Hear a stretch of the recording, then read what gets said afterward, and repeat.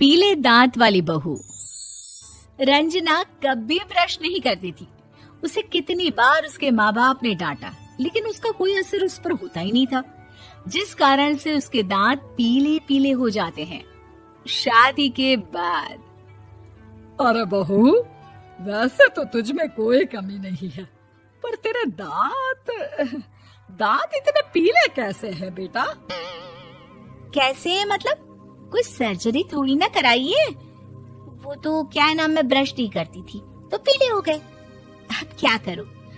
आप कहे तो लाल करवा लूं या फिर काले? यार ये क्या है, क्यों माँ से लड़ रही हो? लड़ रही हूँ? अरे मैं लड़ रही हूँ या ये बोल रही है कि दांत पीले हैं, पीले। अरे तपस्या थोड़ी ना की है इन्हें पीले करने के लिए। बकायदा ब्रश नहीं किया है 20 साल तक, तब जाकर। छी, कैसी बात कर रही हो? ये उस वक्त तो पीले नहीं थे जब हम लोग तुम्हें देखने आए थे। अरे तब साफ करवा लिया होगा डेंटिस्ट के पास जाकर। अब देखो कैसे पीले पीले लग रहे हैं। रंजना सास की तरफ गुस्से से देखती है। फिर शुरू हो गई पीले पीले पीले। अरे पीले तो तब भी थे जब मेरे हाथ का रसगुल्ला उड़ा उड़ा कर खा रही थी और बोल रही थी, लड़की नहीं गुणों का खजाना दे रहे भाई साहब आप। खैर, अब वो लोग करते भी तो क्या करते, पीले दांत वाली बहू पल्ले पड़ी थी तो झेलना तो था ही। एक दिन कीर्तन में रंजना गाना गा रही थी। अरे कमला बहन, माँ का द्वार है, यहाँ तो सब शुद्ध होकर आते हैं, फिर अपनी बहू को ब्रश भी नहीं करवाती तुम। दूर से पीले पीले दांत भक्ति में बाधा उत्पन्न कर रहे हैं। अरे कोई 2 साल के बच्चे थोड़ी ना लेकर आई हूँ मैं बहू बनाकर। अच्छी खासी लड़की है, अरे कैसे करवाऊं ब्रश? ये तो उसे खुद करना चाहिए ना। अब माँ बाप तो इसके जैसे तैसे निपटा दिए, ये नहीं सोचा कि सास कैसे संभालेगी। सास बहू को लेकर घर आ जाती है, लेकिन सोच लेती है कि अब इसे लेकर कहीं नहीं जाएगी। अगले रोज बहू कहती है, अरे क्या हो गया, मंदिर नहीं जाना क्या? कीर्तन का वक्त हो रहा है। मेरी मधुर वाणी से कान्हा जी जागते हैं और सोते हैं। आप तो जानती है ना उनकी भक्ति में कितना मन लगता है मेरा। वो क्या है ना, तबीयत ठीक नहीं लग रही है मेरी, आराम करूंगी मैं। तबीयत ठीक नहीं लग रही? अभी तो मिथुन के गाने पर नाच रही थी आप, और अब बोल रही है कि तबीयत ठीक नहीं लग रही। अरे भक्ति में मन लगा लो सासू माँ, ऊपर जाना है, क्या मुंह दिखाओगी आप? हाँ? सास को बहू की बात पर गुस्सा आ जाता है। मैं क्या मुंह दिखाऊंगी, इसकी चिंता तो ना कर, समझी? अपने मुंह की चिंता कर, जो ये पीले पीले दांत लेकर हर जगह पहुंच जाती है। पता है लोग कितना मजाक बनाते हैं। ना जी ना, मैं नहीं जाना कहीं तेरे साथ। तो ये बात है। कोई ना, मत जाओ, मैं अपने कमरे में ही बैठकर भक्ति कर लूंगी। ऊपर वाला दांत थोड़ी ना देखता है, मन देखता है, भावना देखता है। और अरे बस बस, तू सब कुछ दिखा, बस ये सफेद चमकदार दांत ना दिखाना किसी को, है? जा यहाँ से। बहू को सास की बात का कोई फर्क नहीं पड़ता, वो तो जैसी थी वैसी ही रह जाती है। सुबह नहाकर किचन में खाना बनाना, फिर खाना खाना, कीर्तन भजन करना और सो जाना। एक दिन, माँ जी मैं सहेली के घर जा रही हूँ, शाम को लेट आऊंगी। हाँ, तो जाना, मैंने कौन सा तेरी आरती करनी है घर पर बैठकर।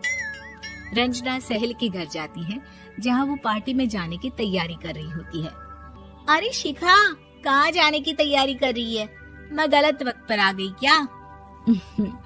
अरे नहीं यार, उल्टा सही वक्त पर आई है। मैंने ये साड़ी और ज्वेलरी निकाली है यार, शाम को इनके ऑफिस की एक पार्टी में जाना है। बताना कैसा लग रहा है ये सब? नहीं यार, इस ड्रेस के साथ तो वो वाली ज्वेलरी अच्छी लगेगी। हाँ, सही बोल रही है, मैंने ध्यान ही नहीं दिया। वैसे तो हमेशा से मस्त फैशन सेंस रखती है। तो बड़ा जाती होगी ना पति के साथ पार्टी में। रंजना कुछ नहीं बोलती, बस सोचती है कि यार काश ये बात सही हो जाती, पर मैं क्यों नहीं जाती पार्टी में? क्या इन लोगों की कोई पार्टी होती नहीं होगी? रंजना घर आती है और रात में पति से सवाल करती है, एक बात बताइए, आप मुझे किसी पार्टी में क्यों नहीं ले जाते? क्या आपकी यहाँ ऑफिस में पार्टी नहीं होती? पति बेचारा क्या कहता कि दांत पीले हैं तुम्हारे इसलिए। अरे कोई पार्टी होती नहीं हम लोगों के ऑफिस में, तो कहाँ से लेकर जाऊं? और मार्केट, मॉल, कहीं वीकेंड घूमना, कहीं तो। अरे यार सारे हफ्ते में एक छुट्टी मिलती है, तो सोचता हूँ कि आराम ही कर लूं। क्यों? रंजना मन मार के रह जाती है। पहले कभी सास के साथ मंदिर जाया करती थी, लेकिन वो भी सास ने ले जाना बंद कर दिया। घर बैठी बैठी रंजना बोर हो जाती है। तभी उसे आइडिया आता है और वो मायके जाने का सोचती है।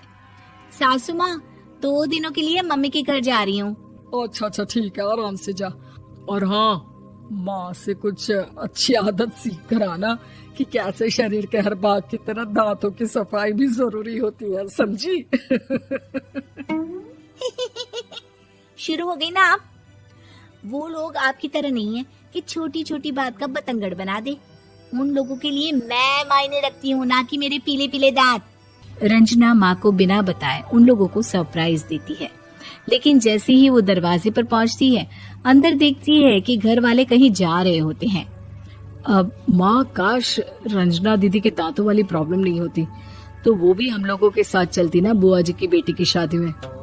हाँ बेटा, लेकिन अब उसे कौन समझाए कि उसको उसके पीले दांत नहीं दिखते, लेकिन उसके आसपास के लोगों को कितना एम्बैरेसिंग फील कराते हैं।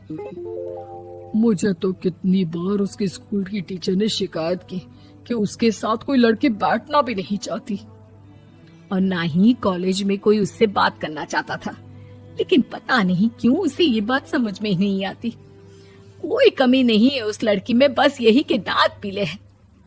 वो तो भला हो जीजाजी और उनकी माँ का, जो दीदी को जैसी है वैसे ही रखा हुआ है। रंजना को अपने घर वालों की बात सुनकर बहुत दुख होता है। वो सोचती है कि वो क्या करे, लेकिन फिर वो सीधा डेंटिस्ट के पास जाती है, अपने दांत चमकाती है और कसम खाती है कि वो रोज ब्रश करेगी। अरे क्या हो गया? तुम तो 2 दिनों के लिए गई थी ना, पर कोई ना, अच्छा है, चलो आ गई तो। रंजना सास के सामने आकर खड़ी हो जाती है और पूरी स्माइल करती है, उसके चमकदार दांतों को दिखाती हुई। है? चले मंदिर। माँ, मुझे माफ कर दीजिए, मैंने आप लोगों को बहुत एम्बैरेसिंग फील करवाया। मैं आज से रोज ब्रश करूंगी।